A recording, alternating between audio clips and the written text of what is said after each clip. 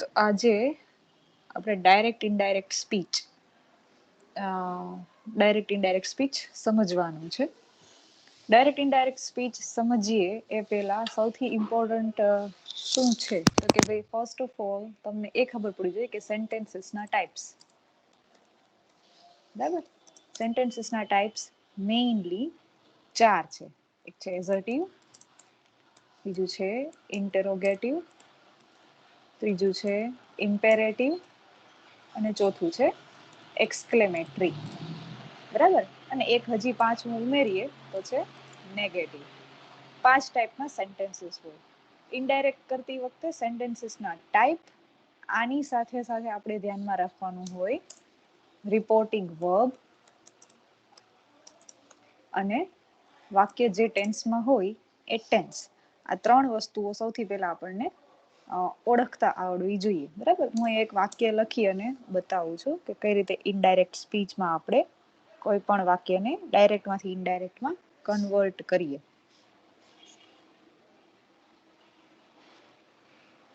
એક વાક્ય છે, આપણે લખીએ Ram said to Sita, comma inverted comma, I practice archery every day. બરાબર, એક વાક્ય છે અહીંયા Ram said to Sita, I practice archery every day. હવે મેં તમને પહેલી વસ્તુ કીધી કે તમારે એ જોવાનું કે સેન્ટેન્સનો ટાઈપ. તમારે સેન્ટેન્સનો ટાઈપ ક્યાં જોવાનો રહેશે? તો આ જે બંને ઇન્વર્ટેડ કોમાસ છે એની અંદર જે વાક્ય છે, બરાબર, એ તમારો સેન્ટેન્સનો ટાઈપ છે. તો આ અત્યારે વાક્ય છે કેવા ટાઈપમાં છે? જો છેલ્લે ફૂલ સ્ટોપ આવે છે, આઈ થી વાક્ય શરૂ થાય છે અને તરત જ પછી ક્રિયાપદ આવે છે, એટલે કે આ એઝર્ટિવ સેન્ટેન્સ છે. બરાબર, તો આનું આપણે ઇનડાયરેક્ટ છે એઝર્ટિવ સેન્ટેન્સીસના રૂલ્સને અકોર્ડિંગ કરશું. બીજી વસ્તુ અહીંયા આપ્યું છે રામ. રામ સેડ ટુ સીતા, તો આ વાક્યમાં બોલે છે કોણ? રામ બોલે છે. તો રામ ઇઝ ધ સ્પીકર. તો એને હું એસ થી બતાવીશ. કોણ સાંભળે છે? સીતા સાંભળે છે. તો સીતા કોણ છે? લિસનર. બરાબર, અને જે આ અંદર ઇન્વર્ટેડ કોમાની અંદર જે વાક્ય આપ્યું છે એને આપણે કહીએ છીએ ડાયરેક્ટ સ્પીચ. અને ડાયરેક્ટ સ્પીચની અંદર તમને જે વાક્ય આપ્યું છે એ કયા ટાઈપનું છે? It is assertive sentence. હવે મેઇન વસ્તુ આવે છે રિપોર્ટિંગ વર્બ. તો રિપોર્ટિંગ વર્બ કોને કહેશો? સ્પીકર અને લિસનરની વચ્ચે જે ક્રિયાપદ આપેલું છે, બરાબર, એને આપણે શું કહીએ છીએ? Reporting verb. આ જે રિપોર્ટિંગ વર્બ છે એ જો ભૂતકાળમાં હોય, એટલે કે આ જે સેડ ટુ છે એ શેમાં છે? ભૂતકાળમાં છે. તો સેડ ટુ ને પહેલા આપણે લખી લઈએ કે ઇટ ઇઝ રિપોર્ટિંગ વર્બ. એ જો ભૂતકાળમાં હોય ને તો આ ડાયરેક્ટ સ્પીચના સેન્ટેન્સમાં ટેન્સના ફેરફાર થાય. જ્યારે આપણે ડાયરેક્ટ ઇનડાયરેક્ટ કરીએ ને ત્યારે ઘણા બધા ફેરફાર થશે. એક તો રિપોર્ટિંગ વર્બમાં ફેરફાર થશે અને ડાયરેક્ટ સ્પીચના ટેન્સમાં ફેરફાર થશે અને ડાયરેક્ટ સ્પીચના વાક્યની અંદર જે શબ્દો હશે એ શબ્દોના ફેરફાર થશે. 3 પ્રકારના ફેરફાર થશે. પણ આ બધા માટે સૌથી ઇમ્પોર્ટન્ટ શું છે? Reporting verb. બરાબર, તો તમે રિપોર્ટિંગ વર્બ ઓળખી ગયા. રિપોર્ટિંગ વર્બ છે સેડ ટુ અને એ ભૂતકાળમાં છે.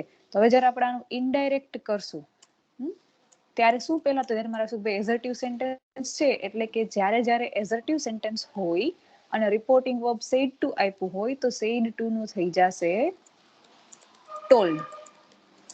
બરાબર, તો અહીંયા હું આવી રીતે બનાવીશ વાક્ય રામ ટોલ્ડ સીતા. બરાબર, સેડ ટુ નું મેં અહીં શું કરી નાખ્યું છે?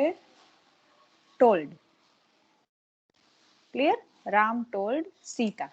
હવે જે ઇન્વર્ટેડ કોમાની અંદર વાક્ય છે એને આપણે ઇન્વર્ટેડ કોમા અને કોમા કાઢી નાખીએ છીએ. અને બીજી વસ્તુ કે એઝર્ટિવ સેન્ટેન્સ છે એટલે આપણે અહીંયા ધેટ મૂકીએ છીએ. બરાબર, ડાયરેક્ટ ઇનડાયરેક્ટ માટે ઇનડાયરેક્ટનો એક રૂલ છે કે જ્યારે પણ વાક્ય તમે ઇનડાયરેક્ટ સ્પીચમાં ફેરવતા હોય અને ડબલ ઇન્વર્ટેડ કોમાની અંદરનું જે સેન્ટેન્સ છે એ એઝર્ટિવ સેન્ટેન્સ હોય તો તમારે પેલા ધેટ મૂકવું પડે. બરાબર, તો આપણે અહીંયા મૂકી દીધું છે ધેટ. હવે જે અંદરનું વાક્ય છે આઈ પ્રેક્ટિસ આર્ચરી એવરી ડે. અહીંયા આઈ એટલે કોણ?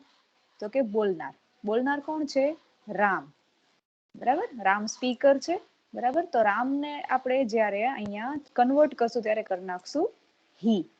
વિભક્તિના ફેરફારો જે છે તમે એક ટેબલ કદાચ સમજ્યા હશો, આઈ, મી, માય, પછી હી, હિમ, હીઝ, શી, હર, હર, બરાબર. ઇટ,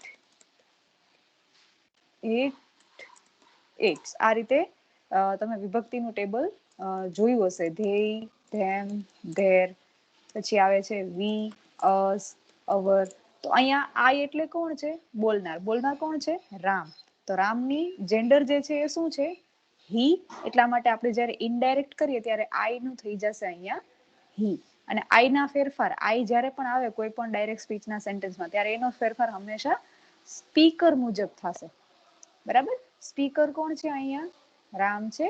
એટલા માટે આપણે રામ સ્પીકર છે એટલા માટે સ્પીકરને અકોર્ડિંગ અહીંયા આઈ નું આપણે શું કર્યું છે? હી કર્યું છે. એટલે સુધી ક્લિયર? બરાબર. હવે આપણે જઈએ પાછા આગળના વાક્યમાં. તો આગળ આપ્યું છે પ્રેક્ટિસ આર્ચરી ડેઈલી. બરાબર. આઈ પ્રેક્ટિસ આર્ચરી એવરી ડે. તો આર્ચરી એવરી ડે એની પહેલા આપ્યું છે તમને ક્રિયાપદ. શું આપ્યું છે? પ્રેક્ટિસ. તો એ વાંચતા ખબર પડી કે આ સિમ્પલ પ્રેઝન્ટ ટેન્સ છે. જો ઇનડાયરેક્ટ સ્પીચ માટે આ પણ જરૂરી છે કે તમને ટેન્સીસ ઓળખતા આવડવા જોઈએ. તો જ્યારે પણ સબ્જેક્ટ પછી તરત જ ક્રિયાપદ એના મૂળ રૂપમાં આવે તો ત્યારે એ વાક્ય હંમેશા કેવું હોય? સિમ્પલ પ્રેઝન્ટ ટેન્સનું. બરાબર. તો આ પ્રેક્ટિસ એ સિમ્પલ પ્રેઝન્ટ ટેન્સનું વાક્ય છે. તો સિમ્પલ પ્રેઝન્ટ હોય ને એનો સિમ્પલ પાસ્ટ ટેન્સ થઈ જાય. એટલે કે પ્રેક્ટિસનું પાસ્ટ શું થશે? પ્રેક્ટિસ્ડ. ઈડી લાગી જશે.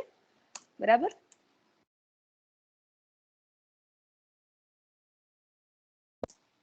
પ્રેક્ટિસ્ડ. હવે આર્ચરી એ ઓબ્જેક્ટ છે એમનું એમ રહેશે. એવરી ડે એમનું એમ રહેશે. તો આ થઈ ગયું ઇનડાયરેક્ટ. કયા કયા ફેરફાર કર્યા આપણે? સૌથી પહેલા આપણે જોયું કે સ્પીકર કોણ છે? સ્પીકર કોણ છે? રામ. લિસનર કોણ છે? તો કે સીતા. બરાબર. એ બે વચ્ચે રિપોર્ટિંગ વર્બ શું આપેલું છે? Said to. ડાયરેક્ટ સ્પીચ કોને કહેશો? તો કે ઇન્વર્ટેડ કોમાની અંદર જે વાક્ય હોય એને આપણે ડાયરેક્ટ સ્પીચ કહીએ છીએ. બરાબર. ડાયરેક્ટ સ્પીચનું વાક્ય છે એમાં તમારે બે વસ્તુ જોવાની. એક તો એનો ટેન્સ જોવાનો અને બીજું એ કયા ટાઈપનું સેન્ટેન્સ છે એ જોવાનું. આ વાક્ય તમે જુઓ તમને બે વસ્તુ ખબર પડી કે આ સિમ્પલ પ્રેઝન્ટ ટેન્સનું સેન્ટેન્સ છે. બરાબર. આ ડાયરેક્ટ સ્પીચની અંદર જે વાક્ય છે એનો ટેન્સ કયો છે? Simple present. તો જ્યારે જ્યારે સિમ્પલ પ્રેઝન્ટમાં વાક્ય હોય ત્યારે એને તમે ઇનડાયરેક્ટ કરશો એટલે એનું ક્રિયાપદ છે એ શેમાં ફરી જશે? સિમ્પલ પાસ્ટમાં. તો આપણે ફેરવું ને અહીંયા જે પ્રેક્ટિસ વર્ડ હતો એનું આપણે શું કરી નાખ્યું? પ્રેક્ટિસ્ડ. ઈડી લગાડી દીધું. ક્લિયર? બરાબર. એટલે સુધી સમજાણું બધાને? હા. હવે આપણે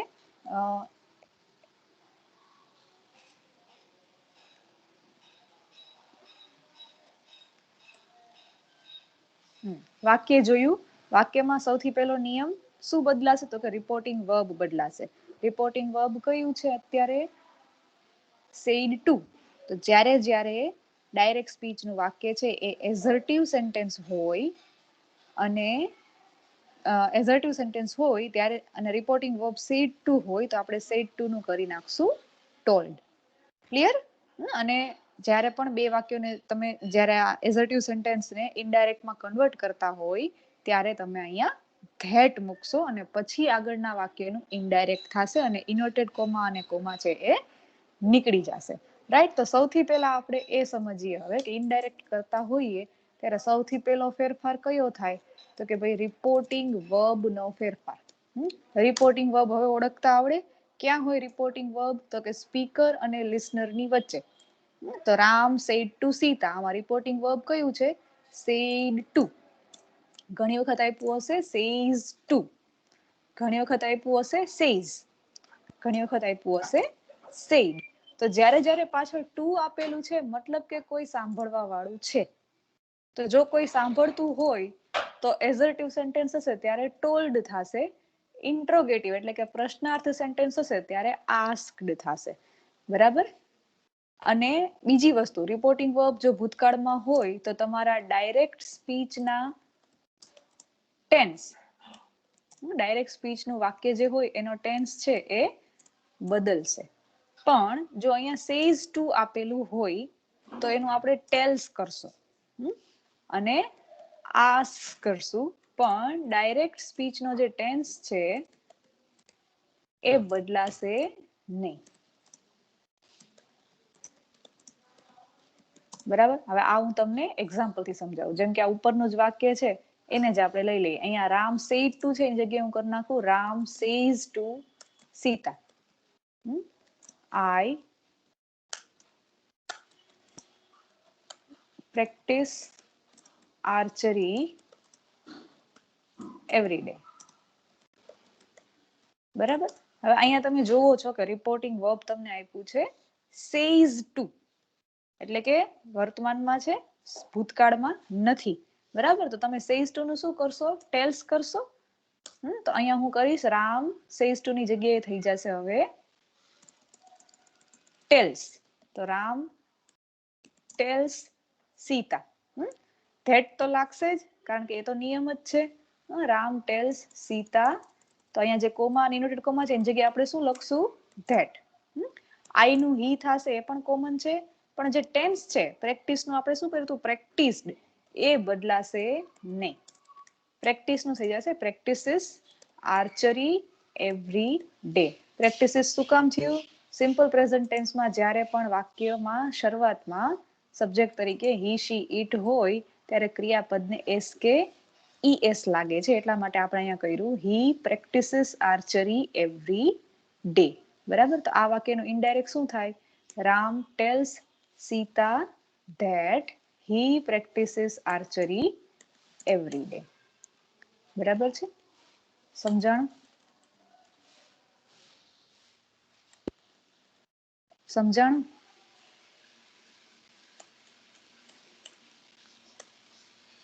ટેન્સ સમજાવવો જોઈએ, વાક્યનો ટાઈપ સમજાવવો જોઈએ અને રિપોર્ટિંગ વર્બ છે એ ઓળખતા આવડવું જોઈએ.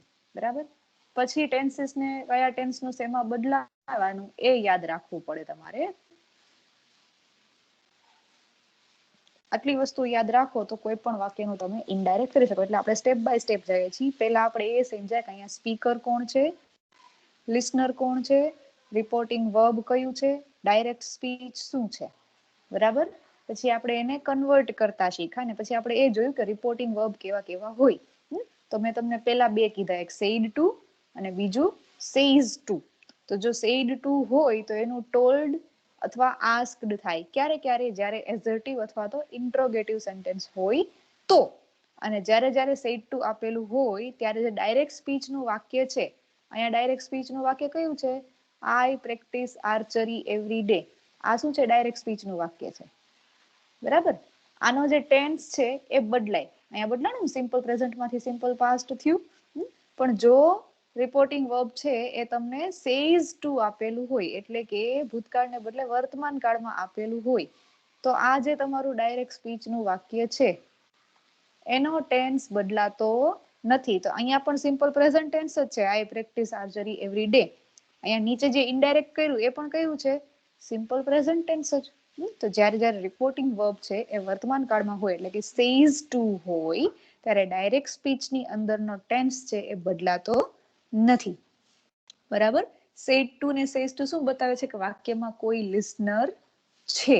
હવે જ્યારે સેઝ અને સેઇડ આપ્યા હોય, બરાબર, સેઝ આપ્યું હોય ત્યારે એનું આપણે ટેલ્સ કે આસ્કડ આસ કરશું નહીં. શું કામ? કારણ કે ત્યાં કોઈ સાંભળવા વાળું નથી. એટલે જ્યારે પણ ઇનડાયરેક્ટ કરશો ત્યારે સેઝ છે એ એમનું એમ રહેશે.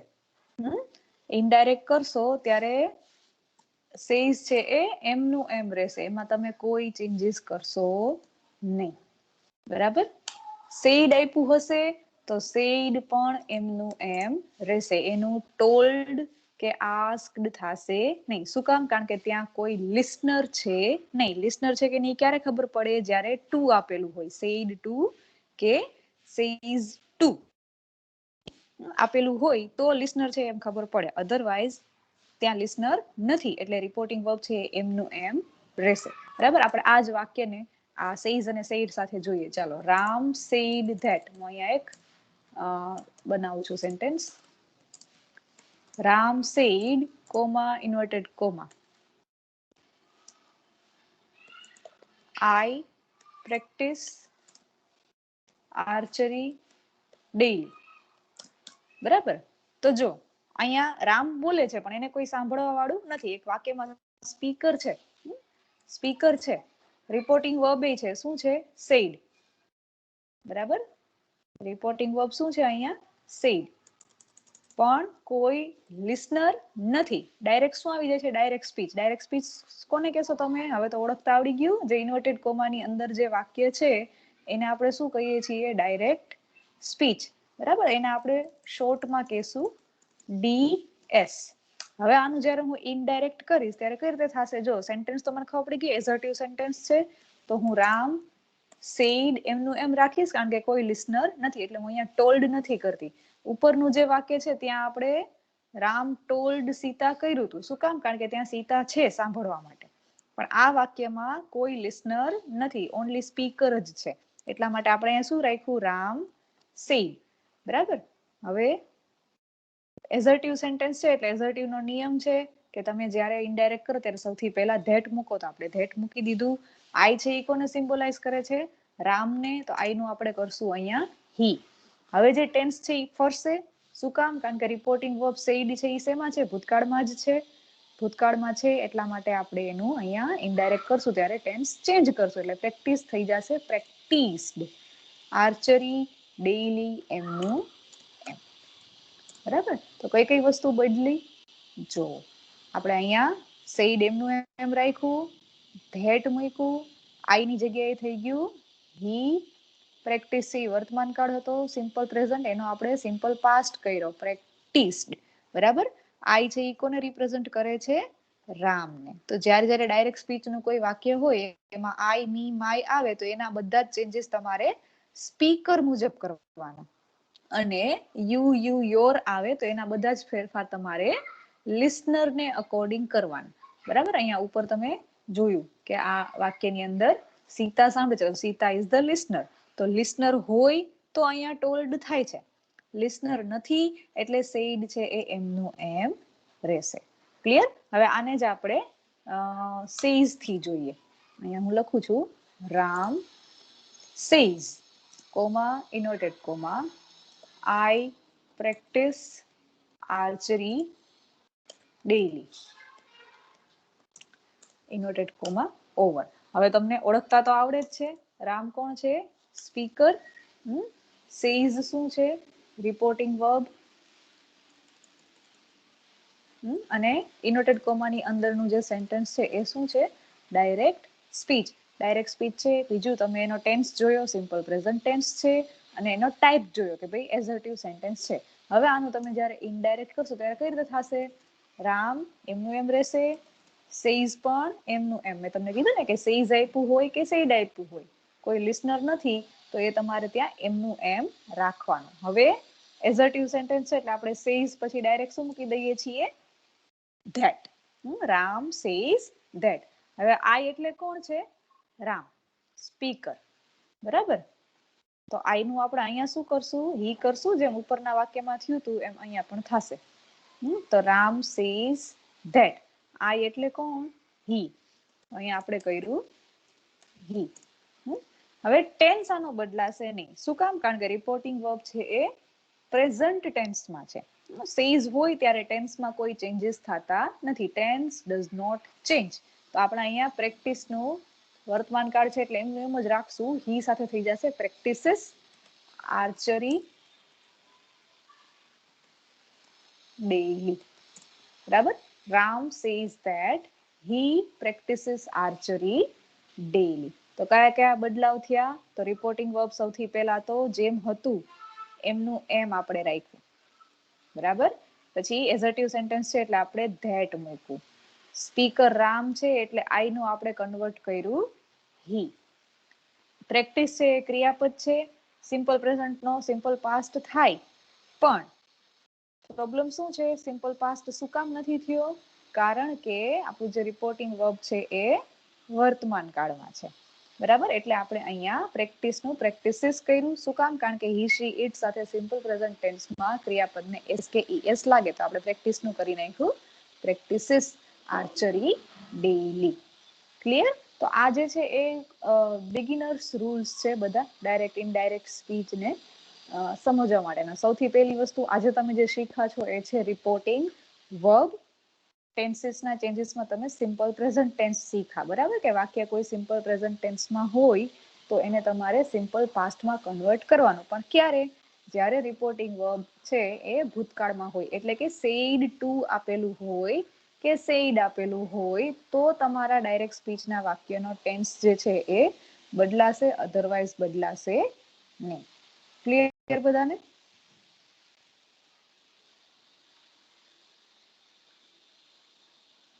કોઈને કઈ ક્વેશ્ચન? આનું હું રેકોર્ડિંગ અપલોડ કરીશ. તમને જો કદાચ મિસ થઈ ગયું હોય કાંઈ તો તમે રેકોર્ડિંગ છે એ જોઈ શકશો. કોઈને કઈ ક્વેશ્ચન છે? ન હોય તો આપણે અહીંયા પૂરું કરીએ છીએ.